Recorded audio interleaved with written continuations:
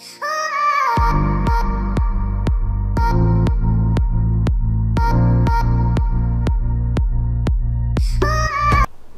be echo viral about social media. A video no be hu say ababaawa bi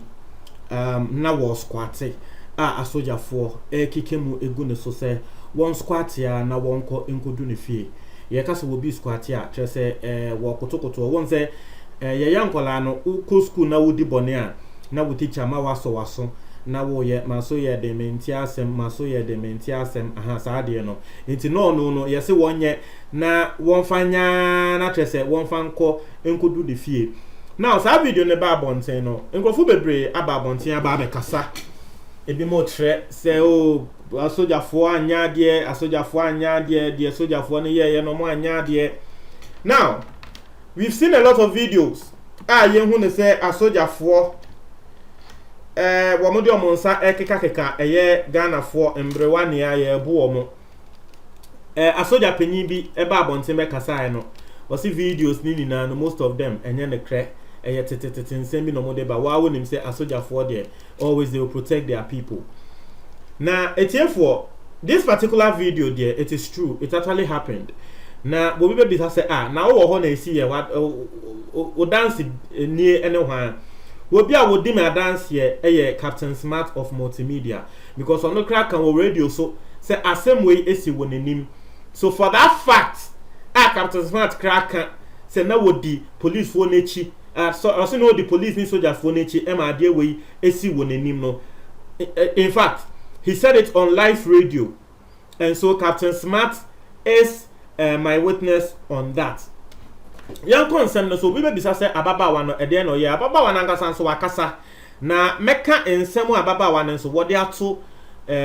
just say yembo entremo meka no so ana mebo no so atremo na munia mo ate ensem na ase, because Ghana for kasa asem we bae no senia na ababaawa no wadress enwumre nti na ebi mu ka say o sisebe ababaawa no kra oya ahyawo ni na wokobo ahyawo enwumre na trese wa wonim say nhyawo for ya enwumre wo mokogina kwan ho nti obi ka say sisebe oya ahyawo ni a wokogina kwan ho na soja for ko che ne bo no trese ntofo kan sem bebre. Now from our eyewitness Captain Smart wono de work and say he saw this happen live in front of him. Now, what actually happened and what actually ensued, ne say, was see ababaawa we. Now what tete ababaawa we who say police only soldiers iba no. Now what tete womo ena asojafo no ehu no. Na wogina wo obi hu a wo tete womo na asojafo no ehu no. Ena asojafo no si kwa ne ho. Ebita no say oh na enwumre you say lockdown. But that time na about 10 enwumre. Let me say enwumre you say lockdown 10 o'clock na edien na wo pe e wa ha.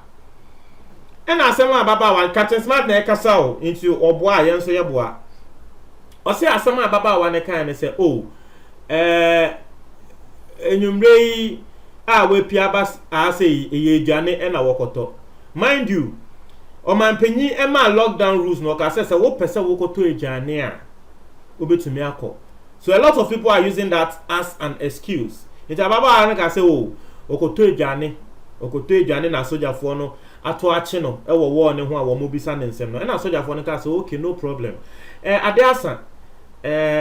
about 10 osu okoto aduane o de yenko ne yenko ja na akoto aduane ne yenhwe se ye de wo ebeko fie na wakwa akoda fie peacefully. Ade asa yen pese e bia wo bi ebeba ha se wo be robi wa na bone bia ye den ato nti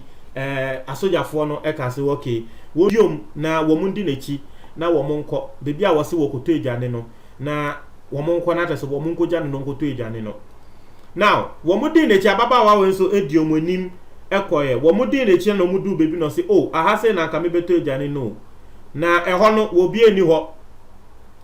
ho enti no eye omo say okay nipa ko a wo to aduane no wapon na sojafo ne ka say oh se nipa ko na pon dia and say sisi de wuni bebi akọ eye fie na e wo say wokọ na baba ne ka say wo ko fie na sojafo ne ka say okay enti no die nim na yenko fie ne yenko jao ne hu ne say yes wakọ akodu fie asondwe mu na trese wo mu di nechi ababa wa ne di soldier for na fa baby eye ne say odu a soldier for ne be san omochi wo mo ansan omochi still wo mo di nechi because wo mo be so mo koja ne esifie baby ababa wa ne try say ne fie the first place no odu a wo say wo boa enye ho eni ne fie e na soldier for ne ka say okay say wo say enye ho ni wo fie a odi yenko na yenko wo fie e na wo san so eyuso another direction and also a soldier for ne edi nechi wonim say a soldier for no wo mu ndi nechi asoya fo ni di nechi a wasanso kodu bebi anu oka se ni fie na odu a wose ye ho enye ni fie inti mind you asoja fo wo mu di nechi eye wo kra wo ye soja ni kra nka wo bubefu se ababa wa we opeso wo fa mo se mo ye nkola bi de mo adwen di agro inti Captain Smart wo no kra wo ye journalist a wo di asoja fo nechi kra no no kra no si ni buefu we dwalai because ababa wa we e de omu di agro what first place we say you fie omo de wa ko omu se nye ofie wasan so ma direction foforo omo de wa ko a o se nye ofie nti wo ma third direction no e na soja ni panyin ni ka say he e yo say ye nkola ho e na wo mo omo chese wo mo mi omo ni gu ne so kike mu gu ne so say hey e yo say ye nkola e na oni ye be di agro sa come on nti ho no ka say we die odi omo be ko ni fie the third place in some kwa atrese e na baba wa ne se obeka ne kratre asojafo no na de si ye ne se na wo pia ba abonten abepe nsa bi ato akonom na enye se bi okoto ejane na obepe nsa ato anom e na asojafo ne ka se na wo ye serious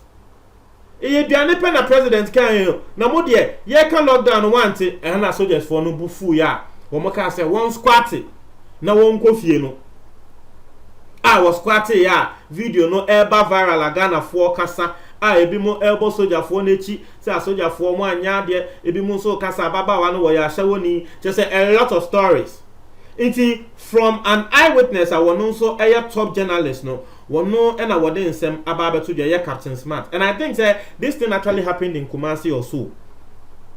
Now, ababa one so ababontin eden sembi ababetuja because I say Ghana for a year nasema ba mu bonechi kanasem ebi mu kasebo ya shewo ni dress inkrofo use this opportunity to insult her. Me to be specific, this particular video me hu ye no nipa ko will post ye no title I will try hey Charlie, these our slave queens don't want to sleep. That was the title and the pakono etroye and an ekre say the pakona me who say wa post this video who could read the comments and na ewo in some video na say abo who say yes now Crawford can say oh this lady by this time or ya shawoni by this time she's searching for clients in Crawford bebre e kan santi no dear me who you say now Crawford e friend na shawoni and no na baba wa no